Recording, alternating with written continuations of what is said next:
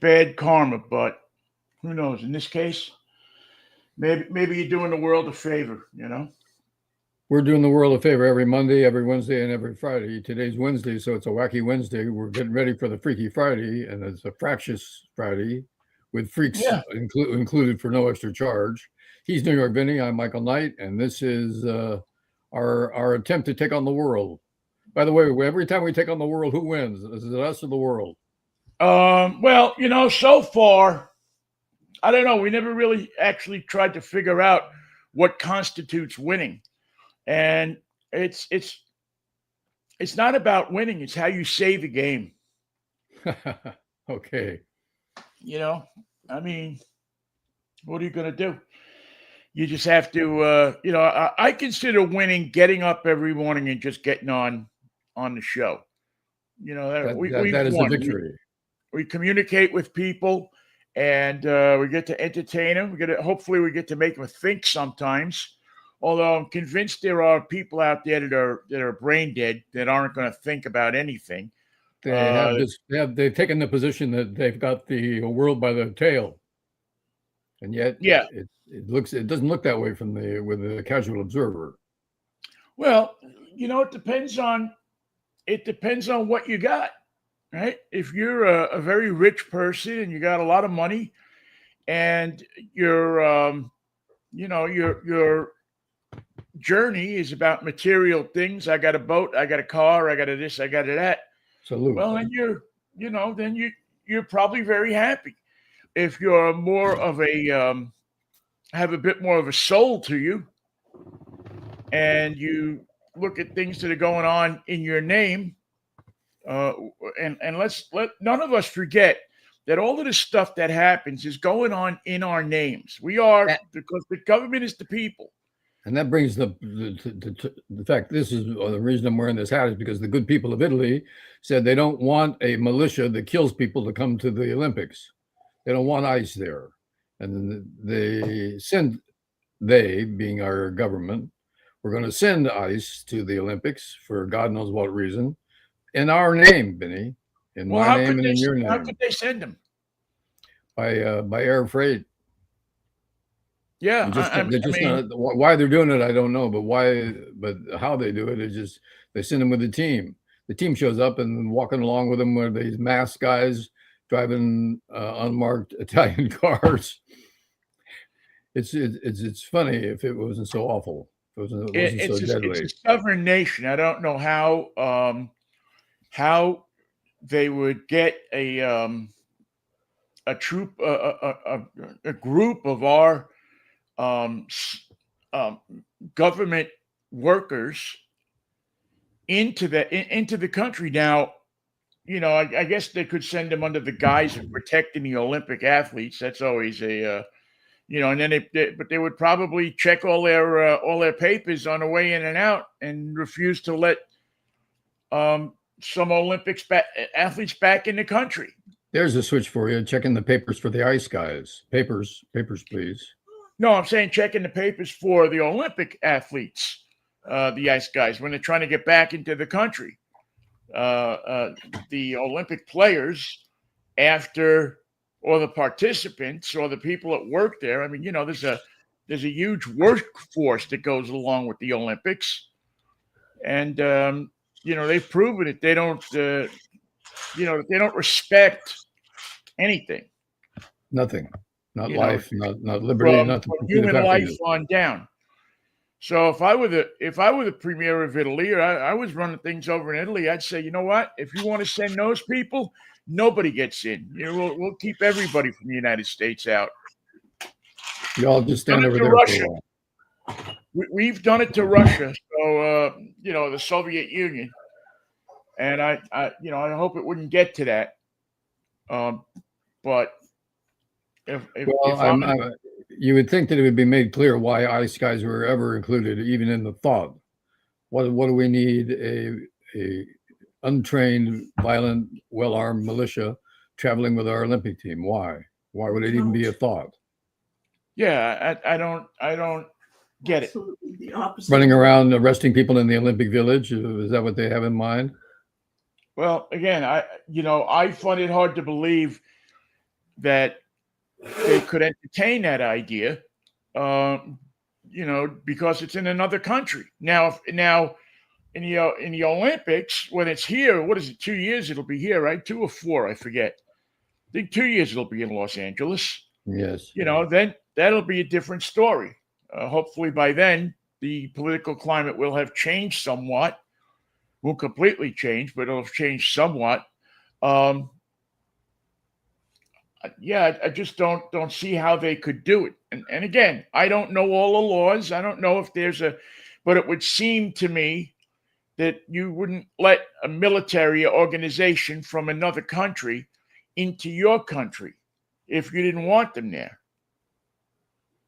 I mean, Absolutely. What are they going to invade it on the beaches of Anzio? I mean, what the hell?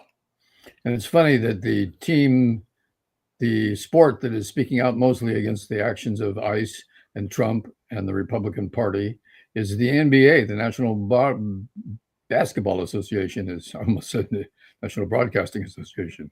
National Basketball Association has been stepping up, players commenting after games, making their feelings known, saying, even though, like Wemby from the San Antonio Spurs says, I'm French. I was born in France. I'm a French citizen. This is not my country, and I don't want to say anything to give the impression that I am not respectful of the nation that I work in. But this is ridiculous. This is murder. This is murder in the streets of America. This is not what anybody in the world thinks of when they think of the United States. And that's why I think it's horrible. That's why I speak against it, and that's why I stand against it. And many of the NBA players have done the same. Not the NFL, I've been noticing. The NFL has stayed rather quiet before Super Bowl. They don't want to get Trump talking about owning a team again. Thank God he doesn't own a football team. Well, I'm actually kind of surprised. Well, I know that they are planning to send several ICE agents to Santa Clara. I've seen that.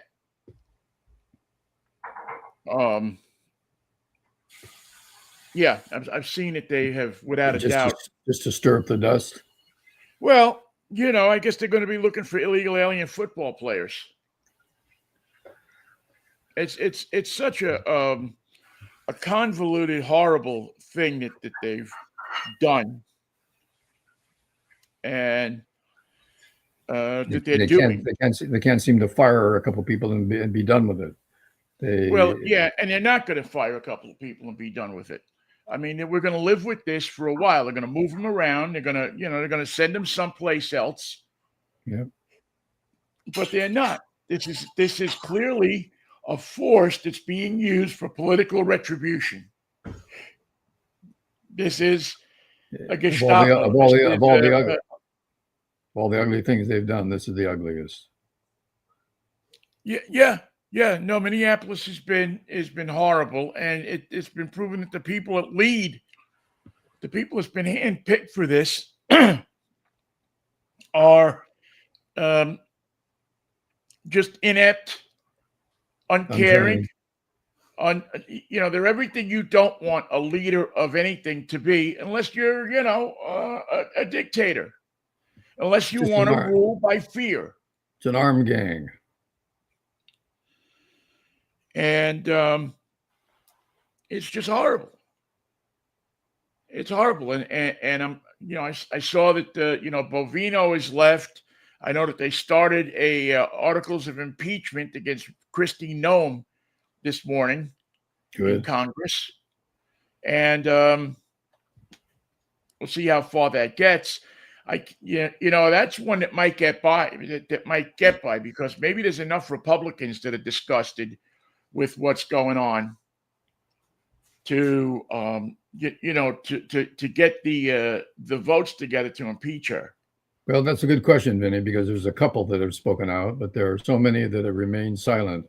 They don't know what they think. They don't know what to do until Trump tells them. And Trump's in Iowa lying to the voters of Iowa. Yeah, they only need 4 or 5. True. I don't know in the case of impeaching a member of the cabinet, if the standard, the number of people that they need is the same as impeaching a president. I think it is. And John Well, Fetterman has said that he's going to vote with the Republicans all the way. He's told the well, Democrats they can't I count don't on it. see Fetterman voting with the Republicans on this. I would lose. I mean, I would lose a lot of respect for John Fetterman if he voted for against an impeachment of Christie. No, I would have to say that he's totally gone off the rails. I mean, I know what Fetterman's doing. I mean, he's positioning himself, and first of all, he knows he's not going to run again. He knows if he's going to run, he's never going to get elected. He and I think, and he always has been, and it's one of the things that I actually liked about the guy, or like about the guy, is that he's really runs as a Democrat, but he's an independent. He votes the way he thinks his district or his people want to, want something to go. He was Well, like that when he was that's mayor. He was admirable. like that when he was a lieutenant governor. So he doesn't adhere to one party's dictum. But for the last couple of months, he has, and it's not a good. It's not a pretty thing to Well, watch. yeah. Well, he's not voting the way extremely liberal Democrats want him to vote. Or any Democrat, he won't vote with his caucus. Yeah. Well, I haven't paid that much attention lately to what he's doing, but he would be. It would extremely disappoint me. And not that that means anything to anybody, but it would extremely disappoint me in him to. Well, you followed his career. You followed his career when you were in Pennsylvania, and Yeah. you liked him, and a lot of people did. But he's changed his stripes. Yeah. But see, that's what I'm saying, Michael. He hasn't changed his stripes all that much. He was fiercely independent when he was in Pennsylvania too. I mean, he's coming down on a different side of the issue than you or I would like to see. Well, of issues that you and I would like to see. And maybe the Trump people got to him. I don't know. It's entirely possible. I mean, I don't think he's thinking right, to tell you the truth. I don't think he's been right since he had the stroke. That's something I agree with. So I don't know what's gotten to him, and he's not voting the way we want him to vote, but his past record indicates that he is an independent, that he is a fierce independent, and that he votes the way he feels. So that's what you get with John Fetterman. You don't get a party line Democrat. You get somebody who espouses many democratic ideals, but doesn't always vote with the party. And that runs for you sometimes, and it runs against you sometimes. Well, with the margins that we're working with in the Senate and the House, we need his vote. We can't count on it. And that puts me at odds with him. Well, that probably put you at odds with Joe Manchin, too. He is the new Joe Manchin. In several ways. In fact, if you remember, the joke that we used to tell was, the sun's coming up in the morning, it's going to be a beautiful day, except, Joe Manchin. Yeah. Hey, it's time to eat lunch. Everybody gets free cheeseburgers. Whoop, Joe Manchin. But Joe Manchin, you kind of knew where he was going. I mean, you knew that he was a very conservative Democrat, even though he ran as a Democrat and won as a Democrat, and as a governor of West Virginia, he was still a very, very conservative. I thought that Fetterman was much more liberal than that. Well, I think he appears to be. I think you're right about that.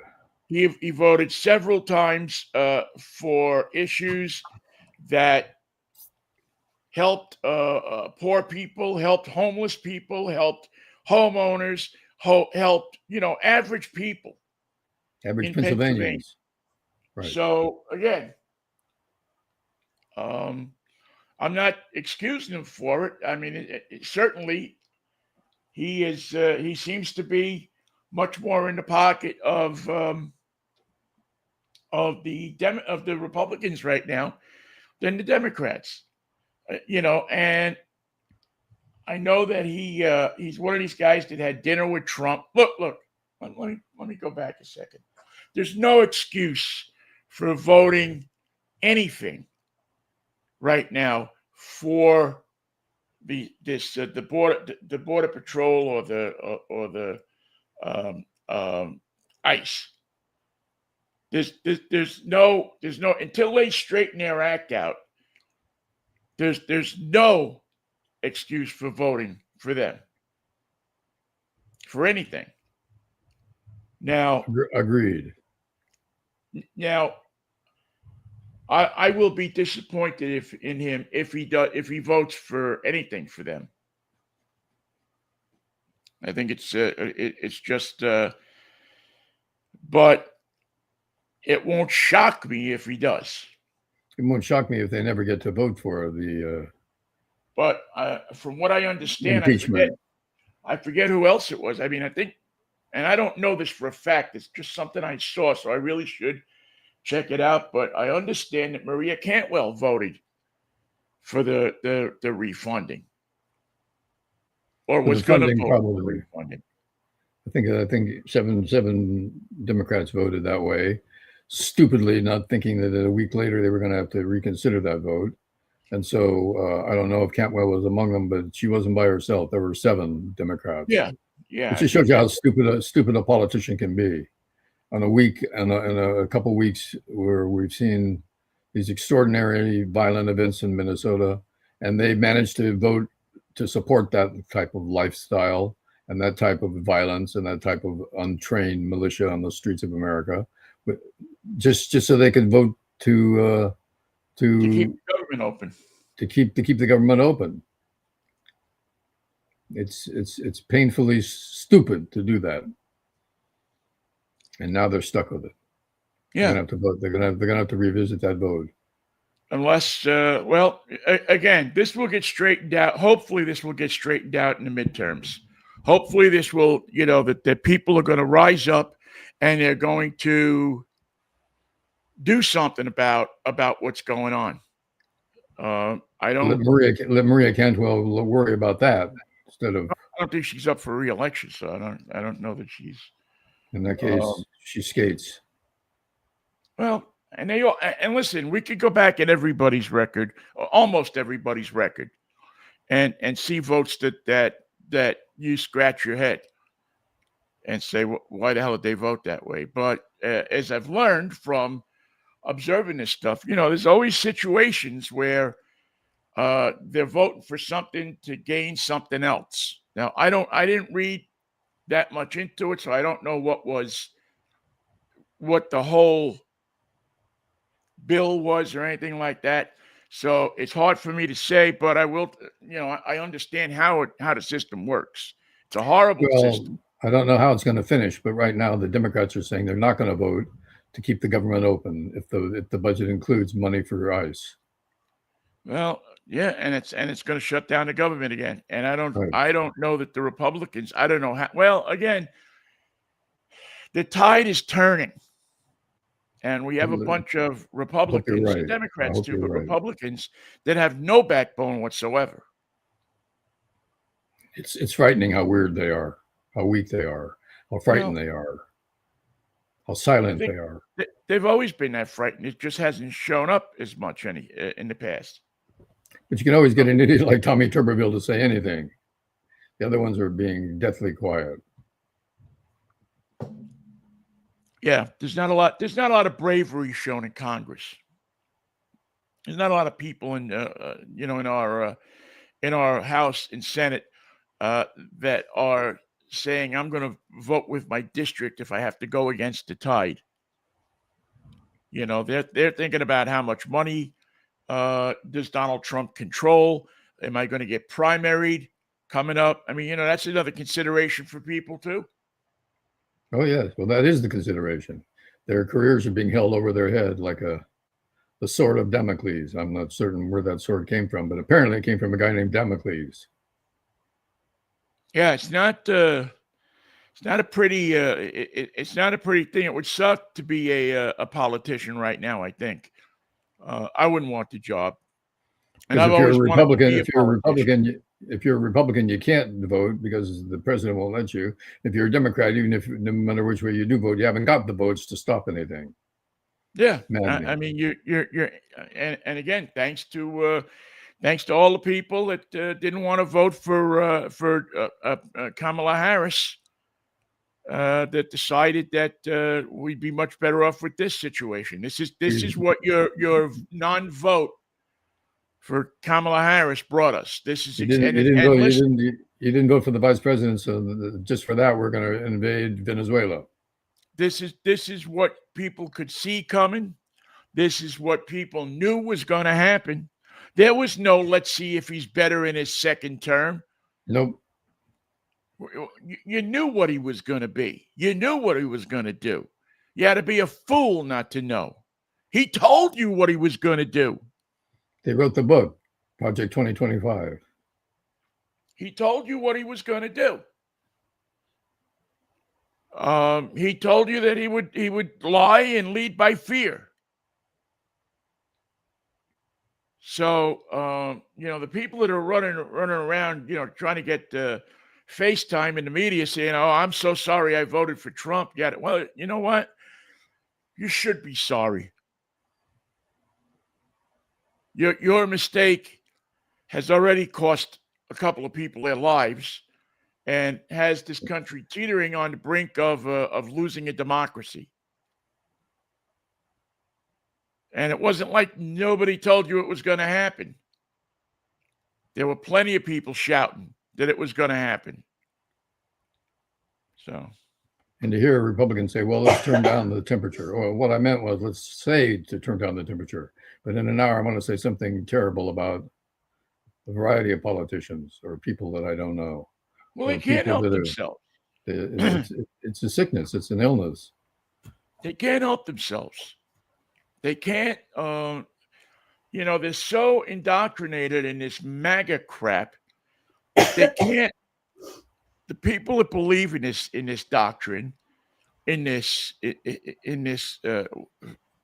wild bullshit that's being promulgated by these people, they can't help themselves. Nobody can. You look at postings on Facebook or Instagram or the different social medias. When somebody points out something, they can't even answer like with the truth. They have to answer. The truth is of no use to Donald Trump. They have to answer in a way that not only may prove the person that they're trying to present an opposite point than wrong, but they also have to jump on the guy. They also have to insult him. They also have to beat them up. Beat them down into submission. I snooze them for 30 days and then they're gone. And I just, boy, I'm kind of done with that crap. I mean, I don't know what your timeline looks like, but because I leave my timeline open to people. I have a lot of people that listened to me at different stations on the timeline, and when I post something, or when I post something that has a liberal tilt to it, you got to see some of the nasty stuff that I get from people. And you know what? I block them. You got one chance with me. That's it. I used to argue with them. I don't argue anymore. I just block them. You're gone. If you can't talk to me in a civil tone without insulting me or insulting people, then you're gone. Off you go. Well, I feel the same way. I've cleaned up my feed pretty much. I have a few in there that are mostly from groups, but I don't tolerate their point of view. They're gone. And I know that sounds intolerant to the point of being ridiculous, but I don't want them in my life, and I don't want them on my Facebook, and I don't want them in my computer. They're gone. And that's included some friends. Yeah, no, it's included some friends, some people that I know and respect or did respect. I lose a lot of respect for anybody right now. Anybody that can justify or try to justify what happened this weekend, you're working on a different moral plane than I am. You're And working it's on it's so in a plainly different false. place than I am. Your value system is very different than mine. And if that's the way you think, the simple answer of he shouldn't have been there. In his own Well, city. that's that's the ridiculous stuff that That's his city, that's his street, that's his sidewalk. The people who shouldn't have been there are the ones that killed him. right, exactly. Those people shouldn't have been there. How many? I haven't seen it, but how many illegal aliens? I guess I know they don't. How many people have they arrested that are The worst of the illegal worst. aliens in Minnesota compared to states that they should be in, or that ICE should be patrolling, probably without guns. I don't know why they need guns. They're patrolling for illegal aliens, right? Most which don't carry a gun. Nobody goes voluntarily with ICE. Nobody goes quietly. Nobody goes meekly. Nobody goes willingly. Well, I don't know. I've seen people go Because you don't know where you're going. When you get in that unmarked car with the guys with the masks, you don't know where you're going. Next stop could be Texas. It could be El Salvador. And it's been like that for a long time. My father had a number of illegal people working for him, illegal immigrants working for him when he had his gas stations. And they would come, but they would identify themselves. They would talk to the people nicely that they were took into custody. They would give them a chance to call their house or call their wife or whatever to get their clothes. I've never seen one of these guys get violent with anybody or get even to that the point of even putting them in like arrestive custody. There's a kind of custody where you take somebody, you pat them down, they don't have a weapon on them, and you just sit them in the car. No handcuffs. Just now I know times have changed. But back in 65, 66, 67, 68, when I saw this, I never seen anything like this. And I saw it quite a few times. I just saw, guys that were respectful of other people. They realized that they were throwing out, that these people were in the country illegally. They were trying to get here to make a better life for themselves. And, they took them to, there's a special court for immigration and stuff like that. And they took them to that court, and then they were out in a day or two and back at work. Then the laws came in that made it illegal to employ. It always was illegal, but it raised the penalties. And then my father just stopped at that point. He stopped employing them. But I never seen anything like this. There's never been anything like this. Yeah, there's never been anything like this going on. These are our own stormtroopers. Well, and they've been told that they're working with total immunity. Do what you want. Do what you can. Do anything. Call me in the morning. Don't bother me about it. If you kill a few, the rest will fall into line. Take care of this and don't bother me about it. Yeah, it's absolutely it's crazy. It is truly a crazy thing to witness, and we've never seen anything like it. We've never had we've never had a guy like this as president. We've never dirty tricks militia, armed and dangerous. For all the things that Nixon did, never even closely measured up to this. Haldeman never even thought of this. And we lived through Nixon. And let's see if we can get through Stephen Miller. And I don't know if there was anybody like this on Nixon's staff. Anybody that has this just neo-Nazi kind of doctrine. Well, Trump's first step is always to hire somebody who's not totally unqualified for the job. Give them powers, give them rope, let them hang themselves with it, and let them damage a lot of lives in the meantime. Let them just screw up the whole mess, screw the whole thing up. Well, he And that's what doesn't he's care done. about anybody. I don't think he cares about his family. I mean, I don't think he cares about anybody. I don't see him. You ever see this guy posing with a dog? You ever see him posing with a cat? They You ever don't see like him him. posing with his kids? No. You don't see. You ever see him at Parents' Day at I don't know, where's this kid going? NYU. You ever see Unlikely. him at when Barron was in high school? You ever see him go to the high school or do anything of that magnitude of that simple showing his kids some love? Did you ever see a portrait of him and his kid or a picture of him and his kid? You know, his kid in the office with dad. No, he You never saw that spent any from time at all the the other office. previous presidents that had kids that were of that age.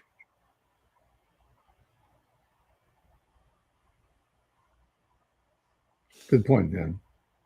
You don't see that. It's him. It's all about him. And nothing else. There's one thing on the list, not two things. One thing is on the list, and it's him. What do you Yeah. want to talk about? Well, we always talk about me. Let's talk about me. Yeah, let's talk about yeah. And you know what? And he gets other people to talk about him like that too. Well, they honor his every breath. Well, even the people that are against him are talking about him. I mean, he's the most talked about human being in the world. The absolute most talked about person in the world. Have you had a conversation with anybody in the last 6 months that hasn't included Trump somewhere in it? No, probably not. It's just this all-encompassing thing. It's a terrible storm that's taken over our country. Yeah, you can't go on the you can't turn on a TV set to a news channel without seeing a picture of him. His name always comes up in normal conversation between people. Because it's like a menace. It's a virus. It's a terrible malady that is killing the country. Yeah, he's talked about more than COVID was talked about when COVID was. And he can't tell Iceland from Greenland, Norway from Denmark. There's just a mystery to him. He thinks it's one place with four names. I'll bet you any amount of money you'd like that he couldn't name the 50 states. That if you sat him down and said, okay, name the 50 states, that he couldn't do it. No point in talking about the capitals. Yeah, the capitals. I mean, that's a gimme. I'm not even going near that one, but just to name the 50 states, to name the states he is in charge of. And I'll bet you any amount of money he couldn't name them. He couldn't name them. He went to Iowa yesterday, and imagine going to Iowa and having no idea where you are. It's just all a flat piece of land to him. The flyover states. And he's and what was he telling the farmers? Oh, I'm going to I'm going to make things better for you. That's what he's already done it. It's already better, whether they know it or not. They're making more, they're selling more, they're enjoying life more, they're planting more, they're harvesting more, and everything is roses. Except if you look at the figures. Except none of that is true. Yeah, but if you tell people enough times, they'll believe it, right? Isn't that the Roy Cohn thing. If you tell people something enough, they'll believe it. Well, usually you can't convince a farmer that it's not raining if it's pouring Well, right now. he sure convinced them of some crazy stuff. I mean, I'm sure that they know when they go and write out their checks for when they have to buy their feed and they didn't make enough money from the last crop to get them to this crop. They probably figure it out by then. I would have made money this year on my soybeans, except for the tariffs that my president charged me. Charged me. Yeah, and they're finding out that the companies don't pay those tariffs. The customers do. The people. Customer pays the tariff. That's why when you go into a store and you buy something that's not made in this country, you're paying 15 to 20% more for it. Or you're in the auto business and you can't get transmissions from Canada anymore. They just are not going to send them. Nope. Yeah. Not interested. Yeah, you can't I get thought parts. we were in business. We were in business, but now I'm in business with the Chinese automakers. Yeah, I thought we were friends. Well, you know, we were. We were. But you voted for that nitwit. So now, did you happen to see Carney's speech to the in Davos to that organization? Yes. Yeah, it was very chilling. He's not going to play ball. It's not. The world order is changing. America is not the shining city on the hill anymore. Lights out. You know, that they're going to make deals with other countries, and they're going to, you know, this stuff about being on, friends. Well, we'll be friends when we need to be friends, but when we don't need to be friends, we're not going to be friends. We'll be friends with somebody else when it benefits us. It ain't going to be you. And so you've taken a relationship that was the closest, most solid relationship between two countries. They are our neighbor, but we are their only neighbor. We are their only. We share a border with them. Then they share a border with just one nation. It's us, and they can't trust us. Yeah. Yeah, kind of wild. It's kind of wild to go from this warm relationship that these two countries have had for, a couple of centuries here, and go to a relationship that you're not 100% sure if you cross the border that you're not going to get harassed, or you're not going to get looked at, or you're not going to get not allowed to get back into the United States. Can't come back. Why? You went to Canada. They're our neighbor. No, they're not our neighbor. They're not our neighbor anymore. Well, and it's interesting. I'm not going to say what company it is, but I signed the agreements that we signed to get the cars. Right. And I signed an agreement today, and in big bold letters in the space in the agreement, it says this vehicle is not to be taken into Canada. Because we might not get it back. Yeah. No, that's exactly why. That's exactly why. Because they're not 100% sure that they're going to let you cross back over the border.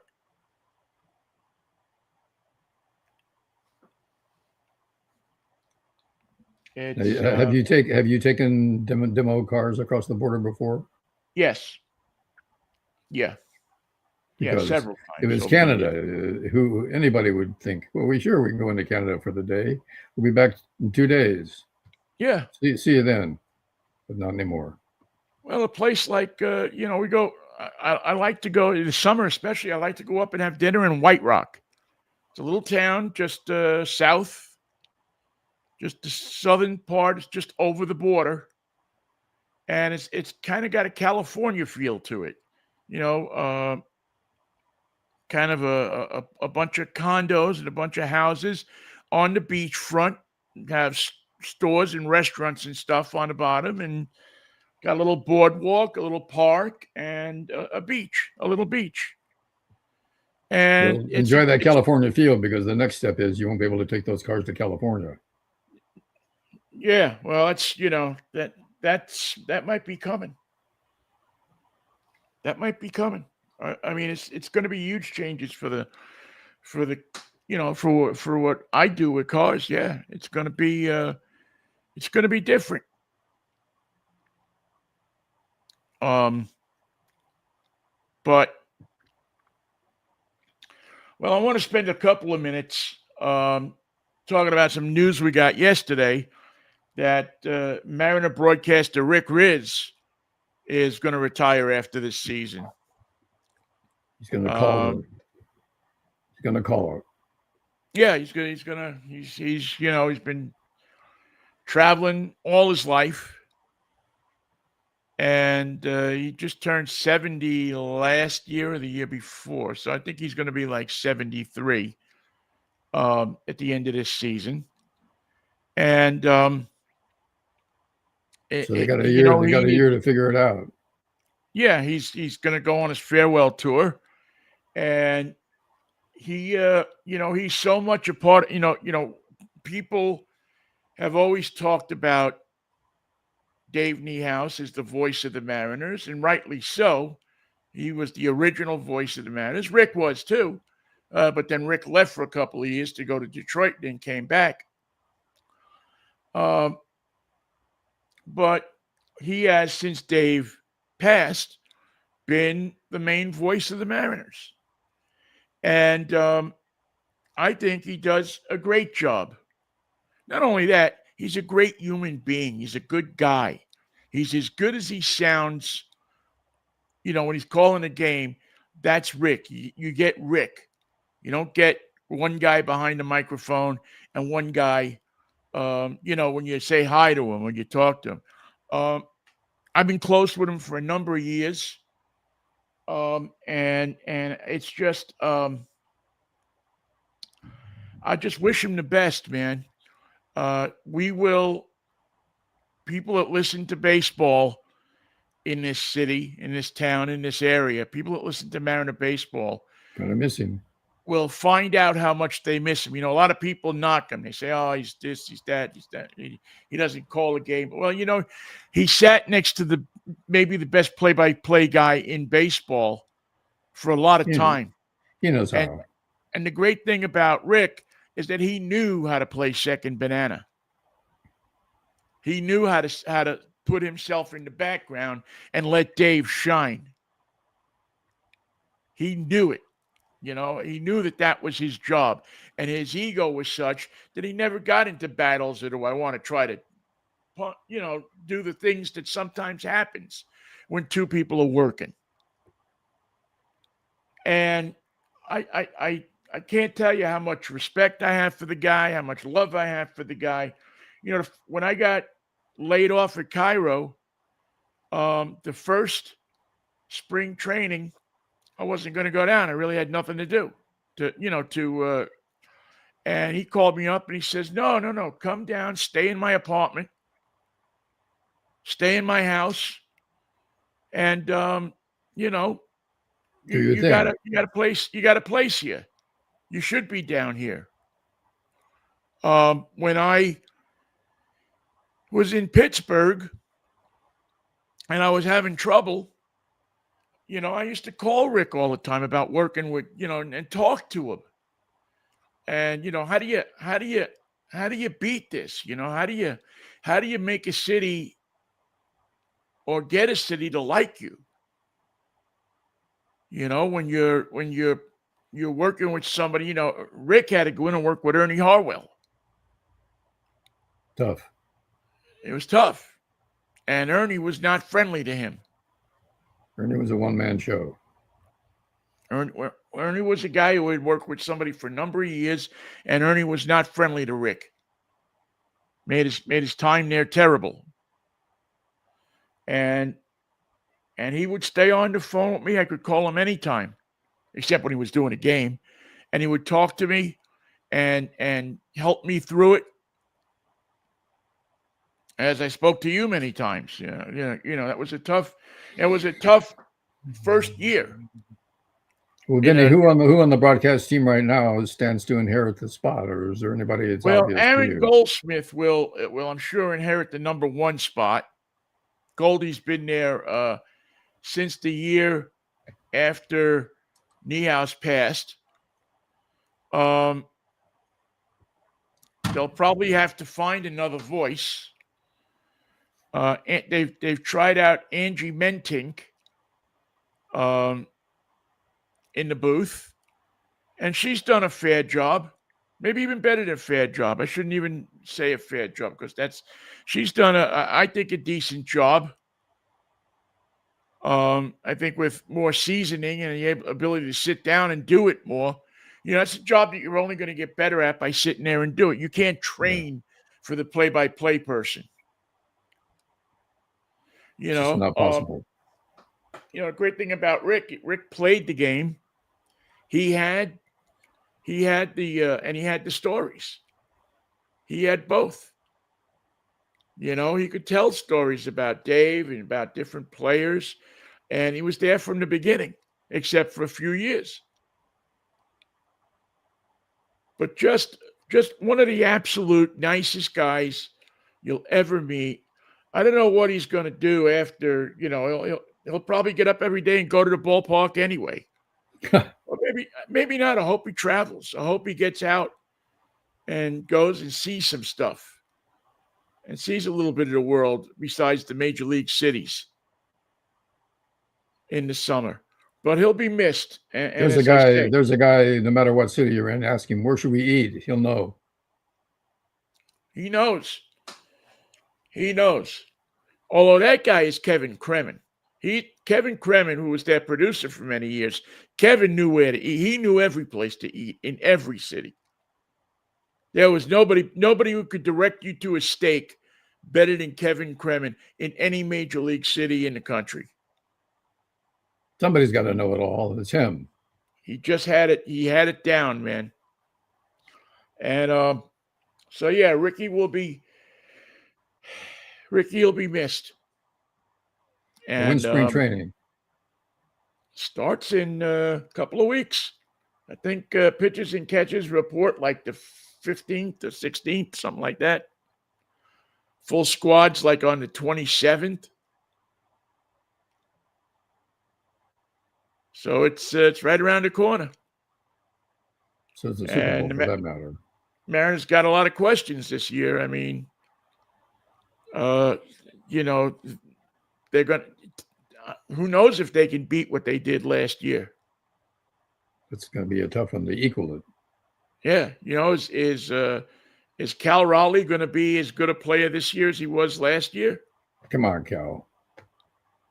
They haven't, they haven't really upgraded the team except to sign the big kid for, to keep him here, the big first baseman. But there's not. I think they're banking on a couple of their young stars, and they do have a bunch of good people, good kids that are at Tacoma that are reportedly are ready to make the jump. Let's do it. Jump. So it'll see, and it'll they'll have Dan Wilson here as the manager again, and I think he was a big part of why this team came together last year. So they got pitching. Are all them pitchers going to stay healthy? Are the pitchers who weren't healthy last year going to come back? I was just going to mention team health because it's something that's pretty hard to forecast. Yeah, and you don't know, but and I don't know what they seem to be. I mean, they have not re-signed Eugenio Suarez, and I'm not sure that they should re-sign him. So I don't know what they have a guy that was playing third base part-time. I don't know if he's the answer or not, but he'll certainly looks like he'll be the starter going into spring training, and he'll What have did to play Suarez himself do out of a job. did Suarez want too much money, in your opinion?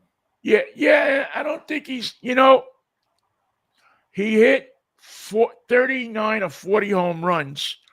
He only hit a couple after he was traded. He really kind of collapsed after he was traded. And I fear that he may be one of those types of players that they get here and, they kind of fall off the table. He loses his stuff. Yeah, so he may, and they may sign him. They may sign him at a bargain rate, or may sign him to a big incentive-clad contract. But I don't see them giving him, anything like, I guess his agent was asking for 4 years. I don't see that coming down the pike for him. So that's a lot of third base. For a guy that you can't count on. Yeah, and again, he just looked at times. At times he looked really good. He did get a few nice hits going down the stretch, but really didn't have a good post-trade record to. And he didn't have the best postseason either. No. I mean, it's certainly stretching. He's a guy. You need power out of your corners. Yeah, definitely. I kind of wish the Mariners would have signed Pete Alonso, but they didn't. The Orioles are into team building. So you can't make any predictions about the Mariners. I mean, I think they'll be in the hunt. I think we're basically the same team that they had last year. They still should be in the hunt this year. And the big caboose. Quietly leading the team with home runs. The big dumper. But again, are you going to see as many home runs out of him as you did last year? I don't know. The only thing that stopped him hitting them was the end of the season. Yeah. I mean, he was still popping them in the postseason. He was fun to watch. He was fun to, he seemed to have a really good attitude about it all. I'm looking forward to watching him again this year. I think he'll be a fun guy to watch. Is Rodriguez gonna mature a year in center field? He started to get better as the year went on. He woke up. He woke up, and he certainly was better at the end of the year than he was at the beginning. Is the pitching. That's really the key. Are they going to have decent pitching this year? Are these guys that are supposed to be the wonder rotation? Are they going to show up and will they make a debut or a encore? Yeah. Well, if they do what they did last year, the guys who were there, and you add in the spice of the guys that were injured, you'll have a pretty good rotation. Looks good on paper. And a bullpen. So the only way you can tell is by playing the games, but I suspect that they're going to be fun to watch. And a heightened sports atmosphere since the playoffs, the Super Bowl. Now we're back to baseball again, and the team looks ready to compete. It was the first time in sports history here in Seattle that both teams made the playoffs in the same year, or both teams won their divisions. So that's a good omen. Sports is growing up around here. Damn right. It's not the same little dinky stuff that when we first got here in 92 and 93 that we found it to be. Where every team was in jeopardy. We almost lost them all. Yeah, you were wondering if the team was going to be, and what cracks me up about it always is that the Sonics are the team that wound up moving. The team that everybody figured was here forever, weren't going anywhere. And it wound up being the Sonics that abandoned the town. Well, Seattle said, let him go one too many times. Go on, let him leave. We don't need him.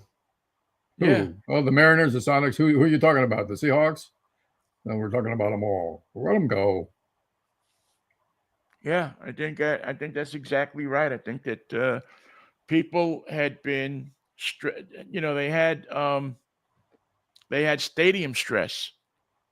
Yeah, They just didn't want to. They didn't want to save another sports team.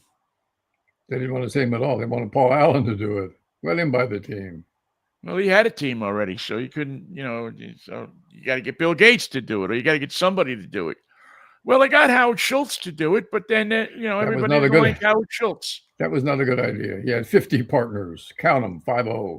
Yeah, that was. There was. Yeah, That was a people mistake. just didn't. Just didn't. I mean, he thought it would be a nice thing for his stores, cross promotion, this, that, and the other thing, and he screwed that up royally. Yeah, he made a And mess of it. Made a that's dog's dinner unfortunate. of it. It cost him everything. Yeah, that's unfortunate because neither the Sonics or Starbucks has been the same since. Although the Sonics, in their present constitution as the The Thunder. Oklahoma City Thunder Road, have won the NBA championship. I don't know what that counts for these days. It's such a weird league right now with the tournament and this and that, and I don't know. I don't watch it that much. I hardly watch basketball at all. I'll watch good college game if there's one on, and I'll get excited for the Final Four. But man, as far as NBA basketball, I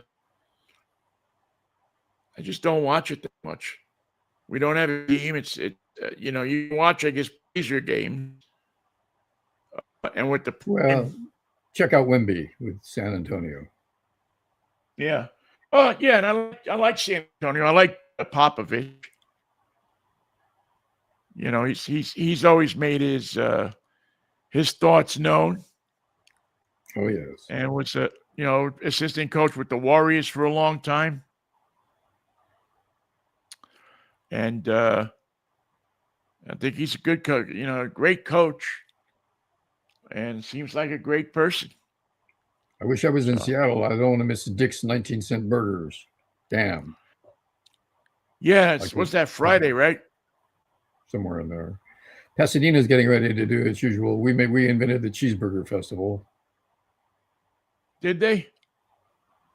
There was a kid that put cheese on a burger and invented the cheeseburger in Pasadena many years ago. Well, I never knew that. Well, He didn't ask anybody. He just did it.